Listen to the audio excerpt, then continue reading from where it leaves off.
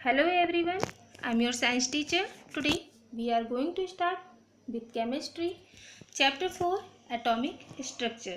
In the previous class we have already studied about atom and discovery of subatomic particles like electron, proton and neutron.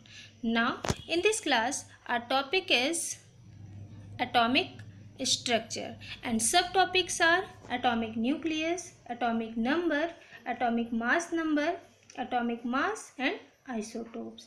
In the previous class we have already studied about atomic structure.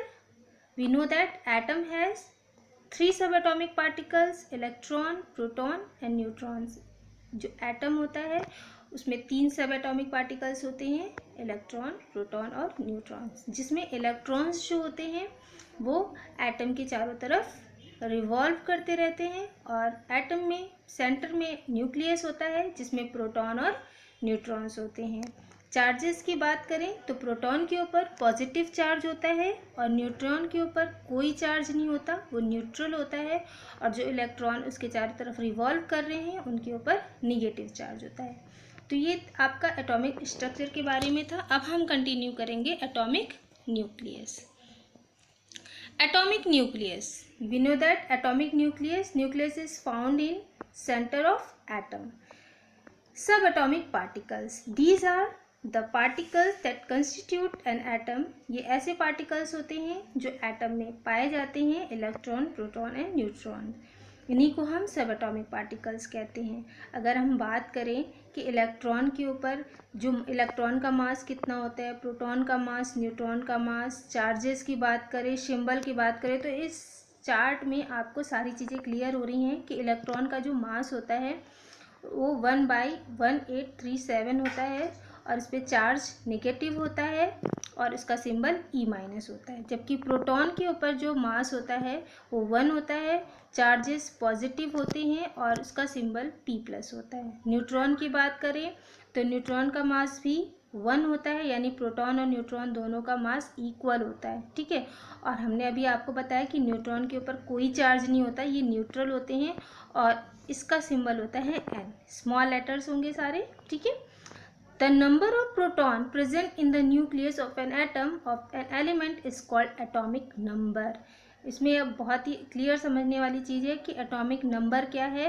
Atom के centre में जो nucleus होता है उसमें जितने proton होंगे वो उसका एटॉमिक नंबर कहलाता है। Atomic number is represented by symbol Z। Atomic number को हम Z से रिप्रेजेंट करते हैं और ये एटम के न्यूक्लियस में प्रोटॉनों की संख्या को डिनोट करता है। The sum of the number of proton and neutrons, यानी कि जो सेंटर में प्रोटॉन और न्यूट्रॉन होते हैं उनकी सम जो न्यूक्लियस में प्रेजेंट है उसको हम एटॉमिक मास नंबर कहते हैं। जैसे मान लीजिए एटम के न्यूक्लियस में प्रोटॉनों की संख्या 2 है और न्यूट्रॉनों की संख्या 3 है, तो 3 और 2 प्लस हो जाएंगे तो 5, तो इसका एटॉमिक मास नंबर कितना हो जाएगा, 5 हो जाएगा। तो मीन्स प्रोटॉनों और न्यूट्रॉनों की संख्या के सम को हम एटॉमिक मास नंबर कहते हैं और इसको रिप्रेजेंट करते हैं कैपिटल A से। तो अभी हमने आपको बताया कि A is equal to, A क्या है आपका, एटॉमिक मास नंबर है। Atomic mass number is equal to Z क्या है, एटॉमिक नंबर है, प्लस N क्या है आपका, न्यूट्रॉन है। Z एटॉमिक नंबर मीन्स प्रोटॉनों की संख्या। अभी हमने आपको बताया कि प्रोटॉनों की संख्या को ही हम एटॉमिक नंबर कहते हैं और एटॉमिक नंबर को हम Z से रिप्रेजेंट करते हैं, ठीक है। तो जो एटॉमिक मास नंबर है वो प्रोटॉनों की संख्या प्लस न्यूट्रॉनों की संख्या को के सम को हम कहते हैं। Z यानी atomic number is equal to क्या होता है, atomic mass number minus neutrons. Atomic mass number से न्यूट्रॉन को जब हम माइनस करेंगे तो उसमें हमको क्या फाइंड आउट हो जाएगा, एटॉमिक नंबर। न्यूट्रॉनों की संख्या कैसे फाइंड आउट करेंगे, एटॉमिक मास नंबर और एटॉमिक नंबर दोनों के नंबरों को हम अगर माइनस कर देते हैं तो हमको न्यूट्रॉनों की संख्या फाइंड आउट हो जाती है। यहाँ पर A आपका एटॉमिक मास नंबर है, Z आपका एटॉमिक नंबर है और N the total number of neutrons in the nucleus. Clear. Atomic mass number is always a whole number because nucleons do not occur in fractions. Nucleons means प्रोटॉनों और न्यूट्रॉनों की संख्या को न्यूक्लियॉन्स कहते हैं, अभी हमने आपको बताया था, ठीक है। तो न्यूक्लियॉन्स जो होते हैं कभी भी फ्रैक्शन फॉर्म में नहीं मिलते हैं, इसलिए इसका जो भी मास नंबर होता है वो होल नंबर के इक्वल होता है। ठीक है। Representing A Z and the symbol of an element, कैसे हम रिप्रेजेंट करेंगे, तो हम रिप्रेजेंटेशन देख लेते हैं। इफ़ एक्स मान लीजिए कोई आपका एलिमेंट है, ठीक है, element like hydrogen, nitrogen, oxygen, है ना।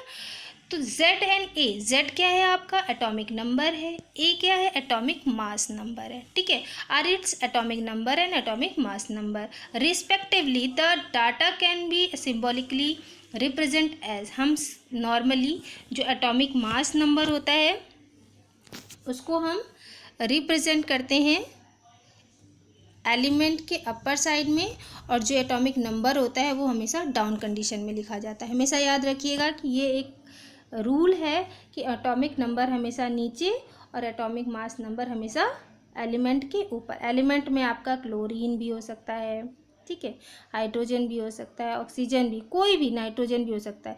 तो इसका नाइट्रोजन का जो भी मास नंबर होगा वो हमेशा हम ऊपर लिखेंगे और उसका जो एटॉमिक नंबर होता है वो हमेशा नीचे लिखेंगे। तो ये इसका सिम्बॉलिकली रिप्रेजेंटेशन होता है। क्लियर।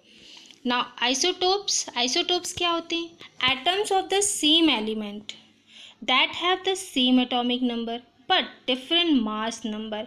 कुछ एलिमेंट ऐसे होते हैं जिनका एटॉमिक नंबर तो सेम होता है लेकिन एटॉमिक मास नंबर डिफरेंट होता है, तो ऐसे एलिमेंट को हम आइसोटोप्स कहते हैं। जैसे हाइड्रोजन को ही लीजिए, hydrogen has 3 isotopes which are symbolically written as, जैसे हाइड्रोजन है, हाइड्रोजन के 3 फॉर्म होते हैं, ठीक है। यहाँ पर आप देख रहे हैं कि हाइड्रोजन को 1H1 यानी 1 मास नंबर है, 1 एटॉमिक नंबर है, 2 मास नंबर है, 1 एटॉमिक नंबर है, 3 मास नंबर है, 1 एटॉमिक नंबर है। तो यहाँ पर आप क्या देख रहे हैं कि जो आपका एटॉमिक नंबर है वो सेम है ना, बट मास नंबर क्या है, डिफरेंट 1 2 3, है ना। तो ये आइसोटोप्स कहलाते हैं जिनके मास जो होते हैं वो डिफरेंट होते हैं और नंबर जो होता है वो सेम होता है। These isotopes also have special name, 2 of them also have special symbols. सबके अलग अलग नाम भी हैं और सबके अलग अलग सिम्बल्स हैं। जैसे 1H1 को हम प्रोटियम कहते हैं, जबकि 2H1 को हम ड्यूटीरियम, और इसको हम डी से रिप्रेजेंट करते हैं, कैपिटल डी से। ड्यूटेरियम को हम डी से रिप्रेजेंट करते हैं, और जो आपका 2H1 है वो उसको हम हैवी हाइड्रोजन भी कहते हैं। और 3H1 is also called tritium, tritium को हम टी से रिप्रेजेंट करते हैं, कैपिटल टी से। और tritium is unstable because it is radio active, ये एक रेडियो एक्टिव एलिमेंट कहलाता है, क्या, ट्राइटियम, ठीक है। तो ये इसका रिप्रेजेंटेशन था। हाइड्रोजन 1H1 को हम इस तरह से रिप्रेजेंट करेंगे, 2H1 यानी कि ड्यूटेरियम को हम इस तरह से रिप्रेजेंट करेंगे। आपको सारे डायग्राम क्लियर हो रहे होंगे इसमें, है ना। 1H1 1 proton, 2H1 1 proton 1 neutron, and 3H1 1 proton 2 neutron. इस तरह से इसको रिप्रेजेंट किया जाता है। हाइड्रोजन, ड्यूटेरियम और ट्राइटियम, ये इसका रिप्रेजेंटेशन है, ठीक है। प्रॉपर्टीज़, क्या प्रॉपर्टीज़ होती है आइसोटोप्स की, all the isotopes and element have the same atomic number. हमने अभी आपको बताया कि एटॉमिक नंबर तो सेम होते हैं but atomic mass number different होता है। The difference in their atomic mass number is due to a different number of neutrons in their nuclei of their atom. ऐसा होता क्यों, इसका मास नंबर डिफरेंस क्यों होता है, क्योंकि एटम्स के सेंटर में जो न्यूट्रॉन्स होते हैं वो उनका मास उनका जो नंबर होता है वो डिफरेंट होता है, ठीक है। जिसकी वजह से अभी हमने आपको दिखाया कि यहाँ पर न्यूट्रॉन की संख्या, यहाँ पर ड्यूटेरियम में न्यूट्रॉन्स 1 है, हाइड्रोजन में 2 हैं, ठीक है। तो डिफरेंट नंबर ऑफ न्यूट्रॉन्स की वजह से इसका जो मास होता है वो डिफरेंट होता है, ठीक है। All the isotopes of an element have the same chemical properties. इनकी जो जितने भी हमने आपको ड्यूटेरियम, ट्राइटियम, हाइड्रोजन बताया, इनकी केमिकल प्रॉपर्टीज़ तो सेम होती है बट फिजिकल प्रॉपर्टीज़ डिफरेंट होती है। अब physical properties such as density, boiling point, melting point etcetera में डिफ़र, ये लगभग क्या होते हैं, एक दूसरे से डिफरेंट होते हैं। तो केमिकल प्रॉपर्टीज़ सेम होती है, फिजिकल प्रॉपर्टीज़ डिफरेंट होती है। सम नेचुरल आइसोटोप्स, कुछ और भी एग्जांपल हैं जो रेडियो एक्टिव कंडीशन में होते हैं। जैसे हमने अभी आपको बताया कि ट्राइटियम, हाइड्रोजन का जो ट्राइटियम फॉर्म है वो रेडियो एक्टिव एलिमेंट कहलाता है। दूसरे अगर रेडियो एक्टिव की बात करें तो कार्बन के 14 यानी कि 14 एटॉमिक मास नंबर और 6 एटॉमिक नंबर रखने वाला जो कार्बन होता है वो भी एक रेडियो एक्टिव एलिमेंट होता है।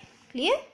Now next is isobars. Isotopes तो आपने देख लिया, उसका ठीक डिफरेंट आपका आइसोबर्स होता है। Atoms of different element that have the same atomic mass number means A but differ in the atomic number, यानी कि यहाँ पर उल्टा हो गया, यहाँ पर एटॉमिक मास नंबर सेम है और एटॉमिक नंबर डिफरेंट है, तो वो आपके कहलाते हैं आइसोबर्स। लाइक एग्जाम्पल में दिया है कार्बन के 6 एटॉमिक नंबर हैं और एटॉमिक मास नंबर 14 है। इसी तरह नाइट्रोजन का भी आप देख रहे हैं, एटॉमिक नंबर तो डिफरेंट है, एटॉमिक मास नंबर 14 सेम है, तो ये आइसोबर्स कहलाते हैं। ठीक है, ये देखिए आप डायग्राम, ये जो आप देख रहे हैं सिंबल्स, इसमें आप क्या देख रहे हैं कि यहाँ पर भी कार्बन के 14 एटॉमिक मास नंबर है और नाइट्रोजन के भी 14 एटॉमिक मास नंबर है, बट जो इसका एटॉमिक नंबर है वो डिफरेंट है, तो ये किस कैटेगरी में आएगा? ये आइसोबर्स में आएगा।